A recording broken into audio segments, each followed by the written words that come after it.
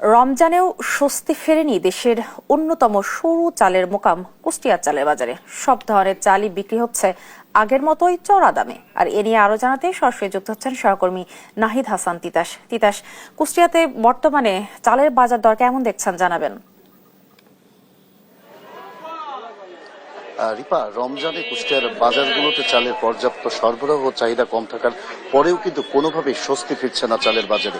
সব ধরনের চালই কিন্তু চড়া দামেই বিক্রি হচ্ছে আগের মতো, অর্থাৎ রমজানের আগে চালের দাম যে এক দফা বেড়েছিল সেই বাড়তি দামেই কিন্তু কুষ্টিয়ার বাজারগুলোতে চাল বিক্রি হচ্ছে। আমি রয়েছি কুষ্টিয়ার সবচেয়ে বড় চালের খুচরা বাজার পৌর বাজারে। আমি যদি এই বাজারের আজকের বাজার দর জানাই, যেমন সরু মিনিকেট খ্যাত কুষ্টিয়ায় সরু মিনিকেট চাল বিক্রি হচ্ছে কেজি প্রতি ৭৬ টাকা দরে এবং কাজললতা চাল বিক্রি হচ্ছে ৬৬ টাকা কেজি দরে এবং মোটা ২৮ চাল বিক্রি হচ্ছে ৫০ টাকা কেজি দরে। অর্থাৎ এই রমজান মাসে এসেও কিন্তু যেখানে চালের চাহিদা কম সেখানেও কিন্তু ৫০ টাকার নিচে কুষ্টিয়ার বাজারে কোনো ধরনের কোনো চাল পাওয়া যাচ্ছে না। আমি এই বিষয়ে যারা খুচরা বিক্রেতা রয়েছে আমি তাদের সাথে কথা বলেছি। খুচরা বিক্রেতাদের যেটি দাবি যে আসলে এখানে তাদের করার কিছু নেই, কারণ মিল গেট থেকে যদি চালের দাম না কমে তাহলে কিন্তু কোনোভাবেই তারা চালের দাম কমাতে পারবে না। তারা অবশ্য বলছে যে আসলে তাদের একেবারেই কিন্তু এই রমজান মাস আসার পরে, রোজা শুরু হওয়ার পর থেকে কিন্তু বেচা কিনা একেবারে কমে গেছে, তারপরেও মিল গেটে চালের দাম কমছে না, যার কারণে কিন্তু কোনোভাবেই তারা চালের দাম কমাতে পারছে না। আসলে এই বিষয়গুলো নিয়ে আমি মিল মালিকদের সাথে কথা বলেছি। কুষ্টিয়ার মিল মালিকদের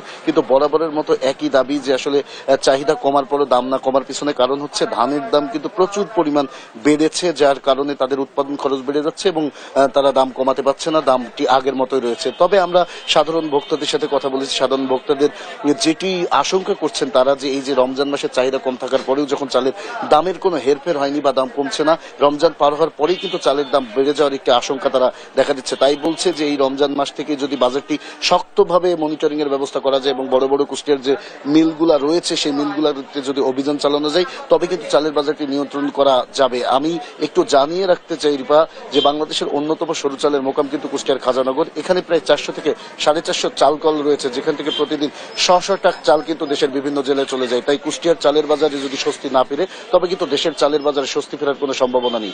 এই ছিল কুষ্টিয়ার চালের বাজার থেকে আমার কাছে সর্বশেষ খবর। রিপা।